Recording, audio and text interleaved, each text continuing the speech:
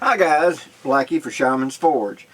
Okay, this is an answer to a question of one of my followers, and you gotta excuse me filming it this late. It's about 1 o'clock in the morning and I'm trying to get this out. They wanted a more detailed, up-close view of how to field strip a 58 Remington Percussion Revolver. When I did my video over a year ago, I believe, where I was showing how to do tuning, the video is kind of hazy because of the light I've got and camera and etc. So this will be a more up-close detail of how to completely field strip an 1858 Remington clone. Now this is a Pieta. You begin by making sure the gun is unloaded. Bring the gun to half cock so the cylinder free turns. You want then to drop the cylinder, pull forward on the base pin, and pull out the cylinder. Set it to the side. Now, if you're not going to take off the loading lever, you can simply leave it like this. Now notice that the length of the base pin prevents it from coming out. I'm going to take out the screw that holds in the loading lever, just like this. You pull out that screw and then the loading lever comes out. Now the base pin on the short sheriff doesn't come out. It actually hits the loading lever catch and can't come out. So you're not doing anything wrong. That's the way it's supposed to be. It's just the way it is with a short barrel. You can't get it out. But that's how you take out that. And I'm going to put that screw back in place. And like I've said in past videos, whenever you've got a question about a screw, whether it's unique or whatever, always put it back in the hole it came from if you can, and it's not going to interfere with anything. Okay? So let me get that screw started back in there right quick. Just like that. So I don't lose it. Now, if you have tight fitting grips like I do, what you want to do is you want to unlock the screw, give it 3 or 4 turns out, and then give it a little tap like that. Now what that's going to do is going to cause the far side grip panel to pop loose a little bit so you can get it off of there. But of course it's on camera, so it's not going to do that so easily. There we go. Once I get my fingernails under it, it will, and you reach through the inside and tap off the other one. And I'll put that screw back into the grips so I don't lose it. Just like that. Now, what you're looking at here is the frame and the mainspring. Right here in the front, there's a small screw. You want to loosen that screw. Now if you will look in the frame right here, you will see that screw. And you just want to back it out until it's no longer contacting the mainspring. This detensions the mainspring. You ain't got to take it all the way out. Just so you can see daylight through there like that. Now, we want to take out the screw that holds the trigger guard.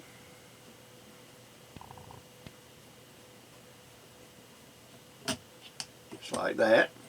Pull off the trigger guard. Of course I'm going to put my screw back. There. Okay. Now here we have the main spring, the trigger spring, bolt spring. I'm going to remove that. This is one big screw right here. Simply turn it loose and remove it. Like that. Out comes the trigger spring. Now, on this side you have one cross pin, one cross bolt. You unscrew that, and that holds the trigger and the bolt in place.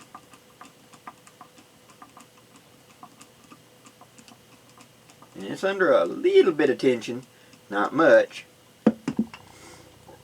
And remember, go ahead and let the hammer off from half cock at this point. Take out that little screw, that pin. Out comes the trigger And also right here, front, you can lift that up and out. Just like that. That is the bolt. Now, we're going to take out the mainspring screw. Now, the way I like to do this is to hook my fingers over the top of the frame, grabbing the hammer, and hold it in place so that when I take this screw out, it doesn't shove that hammer way up by itself. Okay. Now grabbing hold of the screw, once it's loose like that, I'm going to wiggle a little bit and pulling up, and it's going to come out just like that. Now the hammer can ride up higher, and that takes all the pressure off of the spring. You then want to take, and I'll just slide the screw out of this so it's just blunt, and I'm going to tap the mainspring sideways, and it will come right out of the frame, just like that. Now, lifting up on the hammer and pushing downward, you're going to reveal this screw. And this is the screw that goes from the hammer to the hand.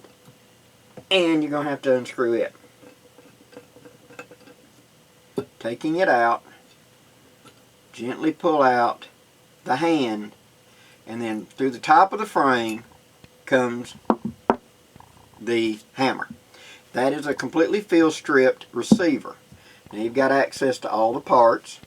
You want to lubricate them, clean them up, and put them back in. To lube and reassemble, I'm going to take my lubricant, and I'm using boar butter, but you can use whatever you want. Starting with a hammer, the mainspring hole right in the center of it, where the screw goes through, you want to put a little dollop of lubricant right there. That way when you push the screw through, it coats the screw. Okay? Now, I'm going to slide it first into the frame, just like this, so it protrudes down through the bottom. I'm then going to take the hand, give it a little dollop of lube on the sides, just like that, and especially the spring, and I'm going to slide it up into that channel. Once it's there, I'm going to line it up with the hole right there, and always make sure put a little dollop of lube on that little bitty teeny tiny screw too, because we do not want that thing to get stuck.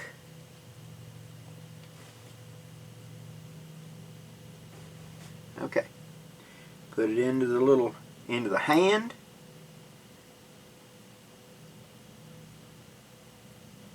And it helps to have a magnetic screwdriver if you can get one. This particular one I'm using, you can pick them up at auto parts stores, and they're for adjusting carburetors on cars. I found them very useful. And the bit comes out, and it's a Phillips on one side and a regular on the other one. It's usually a pretty good little screwdriver for this type of work. Okay, now that the screw is in place to hold the hand, I gently slide it up, make sure it's working properly. Take the hammer up fairly high. Here on the nose of the mainspring, because there's the mainspring, right here on the nose, you want to put a little dollop of lubricant where it's going to interact with the roller on the hammer. Okay, just like I'm going to slide it in just like that. And then from the top, I'm going to line up and push in my finger the mainspring just like that. Now, here's where people get into trouble. Taking something and running it between the mainspring and the top of the spring, you want to push it down and then push down and grip the hammer. But as you can see, my mainspring comes up here tight against the top of the frame. Now what I want to do is hold it down in position so I can put the hammer in to make it easier to put in my hammer bolt. That's where you want to take you some sort of, a socket, a pencil, or something, and go in here between the frame and the top of the spring and put a little pressure. That allows me to pull the hammer down into position, just like that, where I can put in that spring, that screw I should say. I have to do it like that and kind of wiggle it to make it go in just like that. And you see how I did that? I put the thing in, I'm holding the top of the hammer with my finger. I put my thumb on the spring, kind of lift up and kind of wiggle the three of them, and then it pops in. Once it goes through, I can now tighten it into place. Just like this.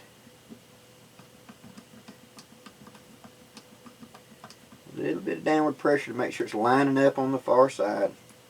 If it doesn't engage and start screwing in, then you may need to realign it. But it usually, like this one, just takes a second and it goes right in. Now snug that up. Now check the action. Gently work it, make sure nothing's binding. Look in the opening and make sure the hand is coming up and protruding. It is. Okay. Now, that spring right there, we're going to run it down till it just makes good contact with the mainspring, just like that. That can adjust how hard it is to cock.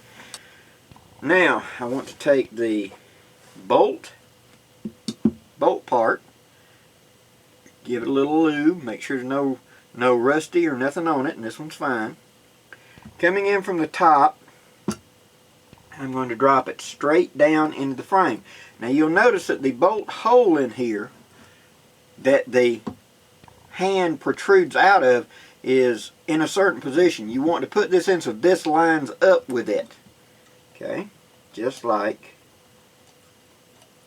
that. It'll just drop straight in. You go straight down and it'll drop in.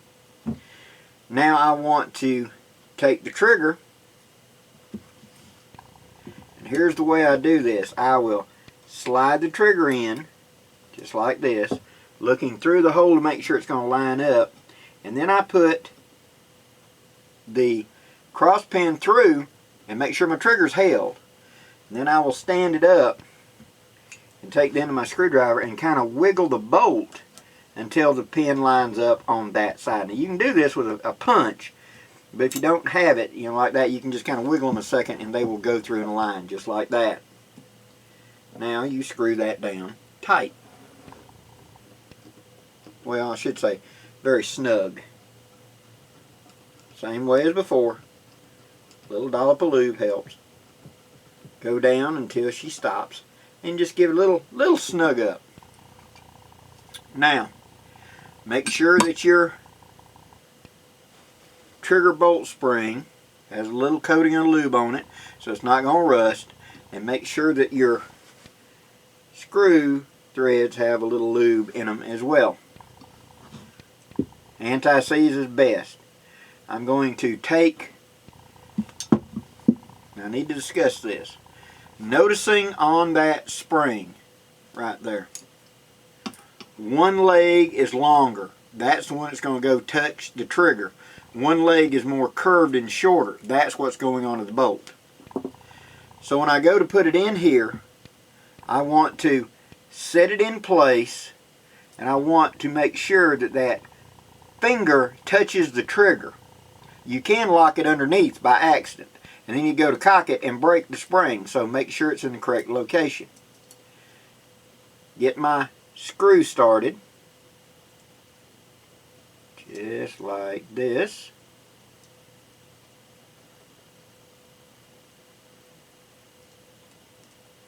As soon as it starts to snug up, now stop and look. Make sure that that long finger is sitting correctly on the shelf of the trigger. You can wiggle the trigger and the spring moves. Now just torque it down good till it's got just enough to hold everything in position. Just like that. Now, gently work the action. Does it catch on the half cock and the full cock? Catches on the half cock, catches on the full cock. Okay. Now we take that screw out.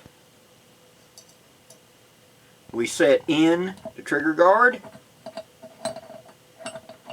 like that. Drop the screw back into the hole. Tighten down screw.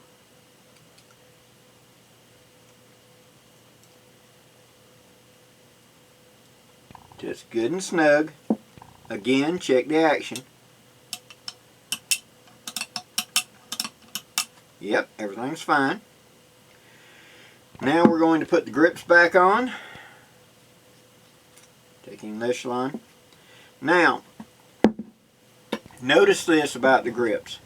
There's a bevel cut in the top edge of the grip. Okay? You want to come up and put the nose in first, just like that. And then kind of put your thumb there and hold it. And then come down here and kind of wiggle it and make it snugly pop in place. So again, you go top first, then kind of wiggle it in place, and then gently, see how it goes on? Just like that. Drop in the screw and tighten it down.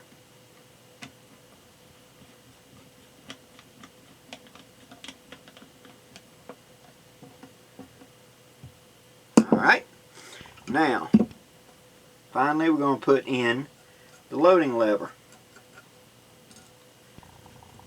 Now what we do is we take and make sure everything got a little bit of lube on all the bearing surfaces. We're going to put in the rammer first, and then we're going to line up the hole for the pin. Put your base pin all the way in. Now, finish tightening up that screw. That's good and snug. Make sure your loading lever works properly. Now, you want to open it up, drop this out, bring the hammer to half cock, make sure that the bolt is down. Now since the ratchet on the back and the hand right there, I like to come from this side of the frame, and as I push it in there, kind of rotate it, and it allows it to pick up the hand, just like that. Now, let's see. That's it. Complete operation. I hope it didn't take too long, guys. I appreciate everything you do. The reason for this video is one of my followers gave me a Mayday thing that they had received a 58 Remington here recently that had been completely taken apart and was in a sack. And he did not know how to put it back together. And could I do a more detailed view to show him how to reassemble the parts? So that was the basis of tonight's video. I hope you enjoyed it, guys. I hope it gives you some ideas. Till next time, I'm Blackie for Shaman's Forge Woodscraft. Wishing you safe journeys. Have a great day, guys.